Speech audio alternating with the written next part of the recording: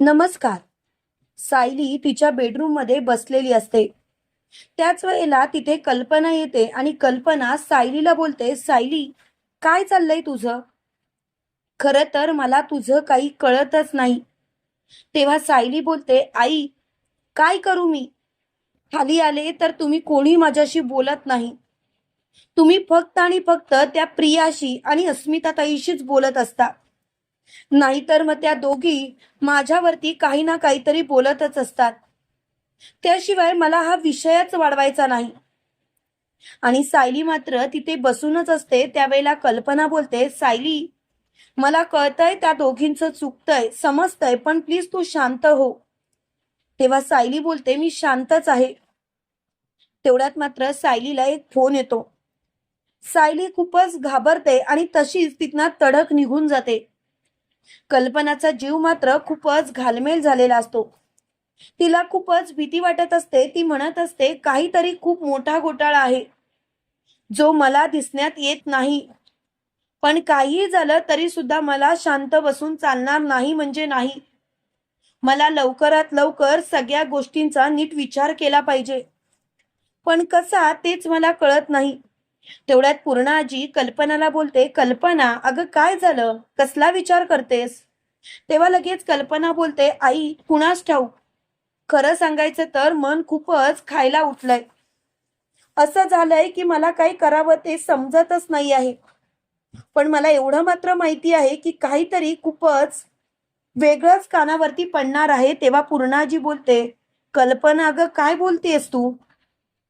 मला तर तू काय बोलतेस तेच कळत नाही. प्लीज शांत हो. तेव्हा मात्र कल्पना खूपच हादरते. कल्पना मोठ्याने बोलते, पुरे झालं. मला या गोष्टी बाबतीत काहीच विचार करायचाच नाही.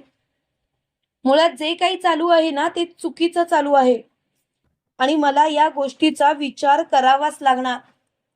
त्याशिवाय मी गप्प बसणार नाही म्हणजे नाही. तेव्हा मात्र ती खूपच चिडलेली असते. त्याच वेळेला लगेच प्रतापराव बोलतात, कल्पना शांत हो. काही झालं तरी सुद्धा तुझ्या मनात जे आहे तसं काही होणार नाही. कल्पना, तू उगाच स्वतःला त्रास करून घेतेस. तू प्लीज शांत होशील का? तू का स्वतःला त्रास करून घेतेस कल्पना?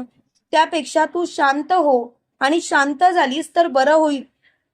तेव्हा मात्र कल्पना बोलते, खरं सांगू का, मलाच कळत नाही काय करावं ते. मलाच समजत नाही आहे. मन खूपच खायला उठलंय. असं वाटतंय खूपच भयानक काहीतरी घडणार आहे. तेव्हा प्रिया बोलते, काय चाललंय आई तुमचं? प्लीज आई, स्वतःला शांत करा. तुमच्यामुळे पूर्ण आजी बाबांना सुद्धा त्रास होतोच आहे. प्लीज शांत राहाल का जरा? तेव्हा लगेच प्रतापराव बोलतात, प्रिया, ही कोणती बोलण्याची पद्धत? तन्वी, तुला किती वेळा सांगायचं माणसाशी बोलण्याची जरा पद्धत ठेव. पण तुला मात्र कळतच नाही. तेवढ्यात मात्र सायली कल्पनाच्या मोबाईलवरती फोन करते. कल्पनाचे हात थरथरत असतात. ती स्वतःशीच म्हणत असते, सायली मगाशी तावातावात बाहेर गेली. खरं सांगायचं तर तिच्या चेहऱ्याकडे बघून मला खूपच वाईट वाटत होतं. असं नक्कीच मला दिसत होतं की काहीतरी भयानक घडणार आहे. पण काय तेच मला समजत नाही. पण मला मात्र शांत बसून चालणार नाही म्हणजे नाही. मी आता शांत बसणार नाही म्हणजे नाही. लवकरात लवकर सगळं काही नीट झालंच पाहिजे. पण काय करू?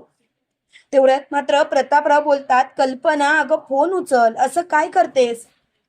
तेव्हा मात्र कल्पना घाबरत घाबरत फोन उचलते. कल्पनाचे थरथरलेले हात त्यावेळेला तिच्या हातातून पडणारा मोबाईल प्रतापराव झेलतात आणि ते बोलतात, काय चाललंय काय कल्पना तुझं? त्यावेळेला कल्पना बोलते, अहो तुम्ही बोला ना, बघा ना काय झालंय ते. तेव्हा प्रतापराव मोबाईल घेतात आणि हॅलो सायली बोल असं म्हणतात. तेव्हा सायलीने तिकडून जोरात हंबरडाच फोडलेला असतो. सायली मोठमोठ्याने रडत असते. ती म्हणत असते, अर्जुन सर, अर्जुन सर. तेव्हा प्रतापराव म्हणतात, सायली काय झालंय?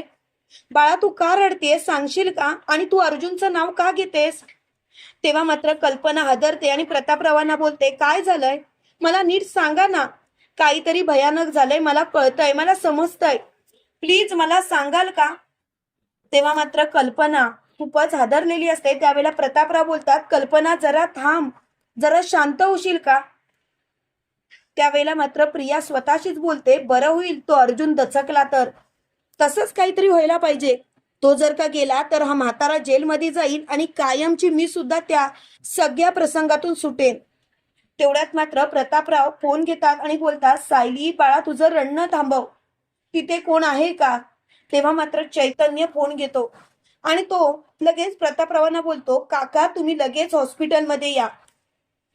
त्यावेळेला लगेच प्रतापराव बोलतात, काय झालंय चैतन्य? तेव्हा चैतन्य सांकेतिक भाषेमध्ये सर्व काही प्रतापरावांना सांगतो. तेव्हा मात्र प्रतापराव हादरतात आणि म्हणतात, चैतन्य अरे हे काय होऊन बसलंय? खरंच खूपच मोठी गोष्ट घडलीय. तेव्हा मात्र कल्पना बोलते, माझा अर्जुन बरा आहे ना, मला बाकी काही ऐकायचं नाही, मला फक्त तेवढं सांगा माझा अर्जुन कसा आहे.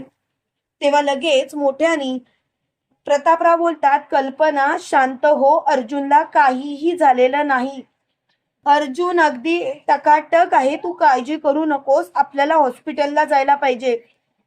तेव्हा मात्र कल्पना बोलते, अर्जुन जर का बरा आहे तर तुम्ही मला हॉस्पिटलला घेऊन का चालला आहात? तेव्हा पूर्णाजी पण बोलते, प्रताप अरे काय झालंय? तेव्हा लगेच प्रतापराव बोलतात, जास्त नाही पण अर्जुनला थोडंसं खर्चटलंय, प्लीज चला हॉस्पिटलमध्ये. त्यावेळेला कल्पना बोलते, खर्चटलंय? कसं खर्चटलं? आणि खर्चटलंच आहे तर हॉस्पिटलला का नेलंय? आणि आपल्याला तिकडे का बोलवतायत? त्याला घेऊन का येत नाही? तुम्ही काहीतरी लपवताय. तेव्हा लगेच प्रतापराव बोलतात, कल्पना शांत हो, अर्जुनचा ऍक्सिडेंट झाला, असं काय करतेस तू? तेव्हा मात्र कल्पना घाबरते, तिला काय बोलावं तेच सुचत नाही, ती एकाएकी खालीच बसते. त्यावेळेला पूर्णाजीच्या डोळ्यात सुद्धा पाणी येतं. त्यावेळेला प्रतापराव म्हणतात, कल्पना तू इथे रडून त्याला बरं वाटणार आहे का? कल्पना त्यापेक्षा आपल्याला हॉस्पिटलमध्ये पोचायला पाहिजे.